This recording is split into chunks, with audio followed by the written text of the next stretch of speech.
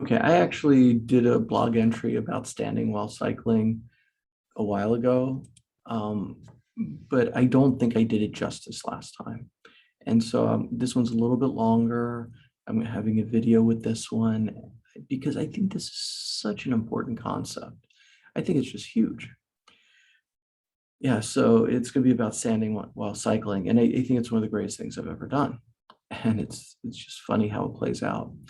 So the story starts when I'm in my late 20s, right? Well, first of all, in my mid 20s, I wrote a blog article about these speed play pedals I had, and one of the cleat bolts fell out, and I used a Shimano cleat bolt, and it twisted my foot, and essentially I've had hip issues. My hip's been out of alignment since then, right? So I'm not a speed play fan for many reasons, and that would be the main reason. So I've had this issue with my right hip is out. It's just always out, no big deal. I mean, it is a big deal, but what are you gonna do? So I've had this issue. And then I remember when I was in my late 20s, just a little bit under 30, don't remember the exact age.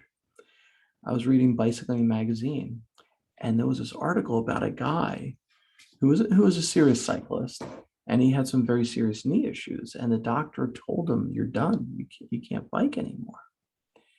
You have to find something else." And if you have knee issues and you can't bike, you're obviously not going to run. I mean, that's not going to work.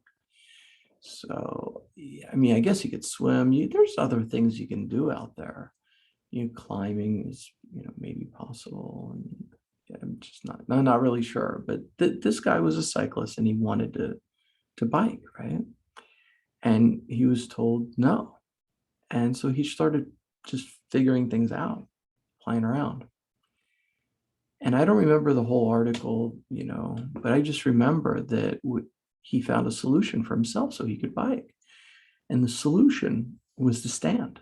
So he couldn't sit when he was cycling because he had very serious knee issues. So if he sat down, it wasn't going to work out for him.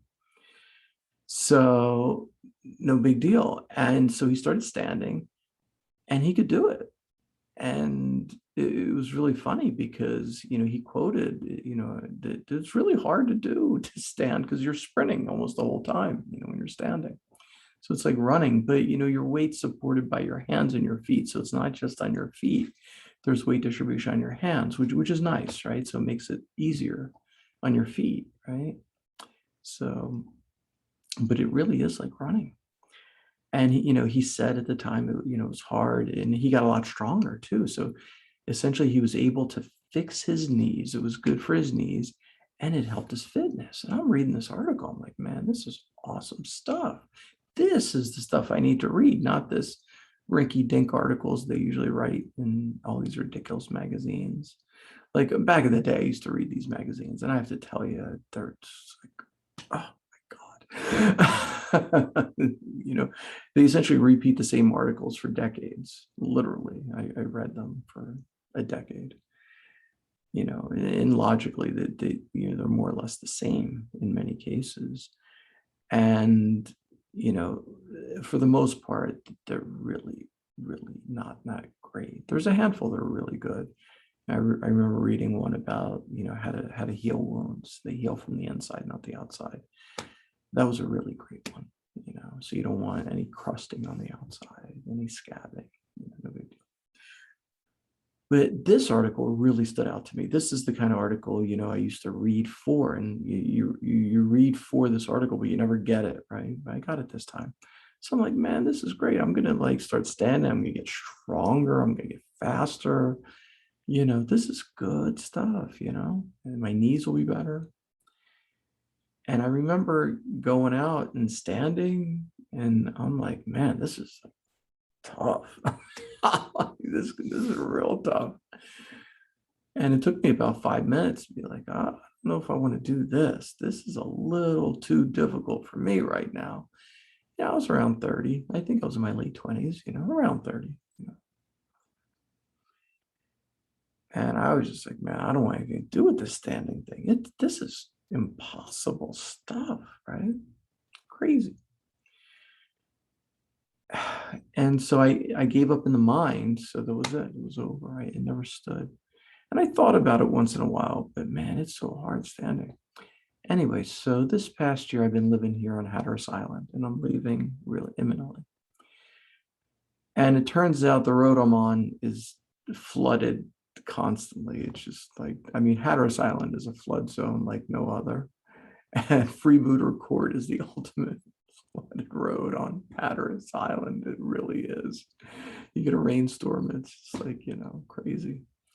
I literally rode through way over a foot, I would say, close to 2 feet of standing water on the street. That was weird. I mean, I've never ridden through that much rainwater. It's my life. It was way above the bottom bracket. I'm like, oh my God. Yeah, that's because usually you can keep your pedals level. You have a reasonable amount of standing water and you can kind of get through it. And I don't pedal, I just push my bike through the puddles. But man, that thing was way, way, way above the bottom bracket. So your feet are getting wet in that situation, no matter what. So it was kind of wild. And the problem here is not just the flooding, but this is essentially salt water. I think they call it brackish or something like that, right? So it's not pure ocean water, but it is. There's salt in the water everywhere here. So whatever it touches is just going to corrode like crazy. And I mean, Freebooter Court the whole winter it was like flooded like literally for over a month almost every day. It's crazy. In the summer, it's been a drought, so it's not that bad in the summer, but in the winter, really tough. Anyway, so where am I getting with this? So like I ended up breaking like a spoke, like, on the rear wheel one time. No big deal. I was going back to Civilization. There's no bike shop on this island, by the way. Civilization's an hour and a half away at the minimum, and real Civilization's a lot more than that. It's like 2.5 hours away. And so no big deal. I broke a couple spokes, went back to Greensboro, got some spokes, just rebuilt the wheel. No big deal. And I broke the spokes because, it's all this sand and all this nonsense. And especially the rear wheel drive side, because it doesn't have as much inflection. That's the one that breaks. Those are spokes that always break first with high probability.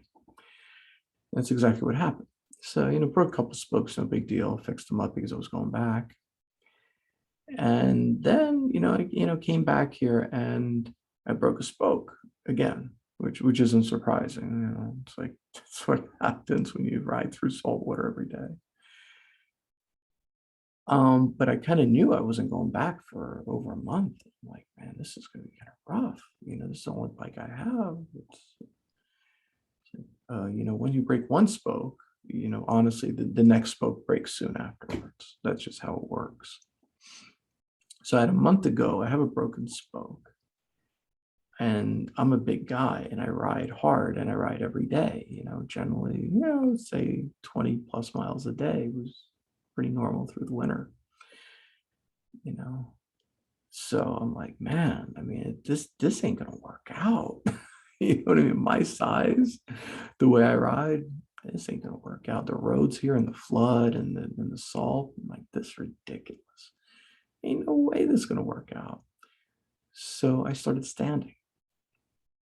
Why did I start standing? Well, when you get your weight off your butt, it goes towards the front wheel.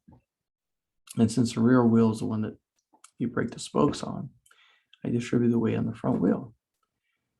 And so it was kind of cool. Like I knew I might be able to do that month in this way. And I remember the first day, I'm like, man, this is kind of hard. I don't think I can do this. But I stuck with it. Actually, I did it. I was like kind of amazed. Like it's funny because as long as you don't give up, you can do anything in this lifetime. But the minute you give up, it's over. It's all in the mind. And in like 5 minutes when I was a young kid, I gave up. And now I'm 50. I'm like not as strong as I was when I was 30, cycling wise. But I didn't give up. It's like interesting.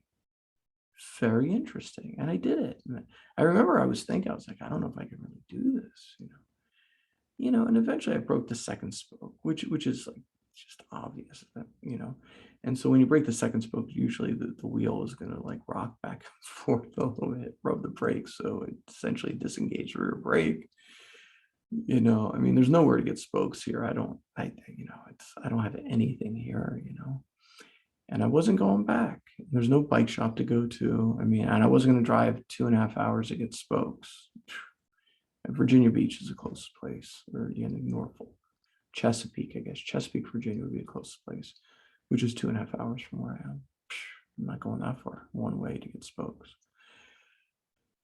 Anyway, so I started doing the standing gig because I had to, especially after a second spoke broke. Eventually I broke three. Honestly, I think I broke five on that wheel, but it's like by the time I broke the fifth, it was like time, to go back, which is good. But the most interesting thing happened. First of all, I was able to handle like a month with, broken spokes, which was really great. But the most interesting thing that happened is I had my right hip out of place for forever, for over 2 decades.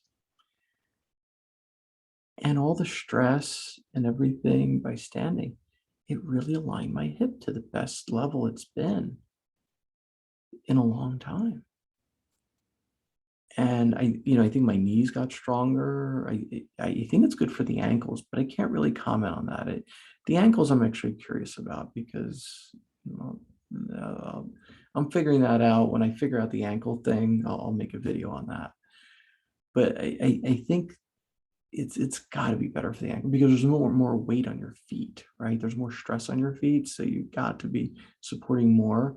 So it's got to be developing better, that's what I guess. That's a theoretical argument. But I have to actually feel, my ankles and see how they're developing eventually. But I've been doing this for 6 months. I've been almost exclusively standing and cycling. And it's really helping with my alignment tremendously with my hip, And I mean, I'm fast. I mean, people see me, they're like, what is with that dude?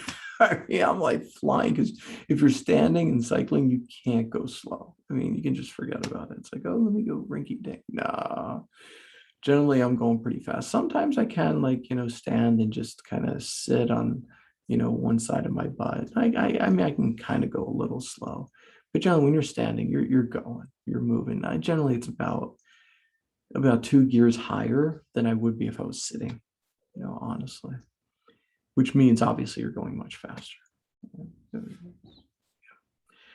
So anyway, I just wanted to emphasize the fact that, standing while you're cycling is great for the knees. It's great for the hip. It's great for your body alignment.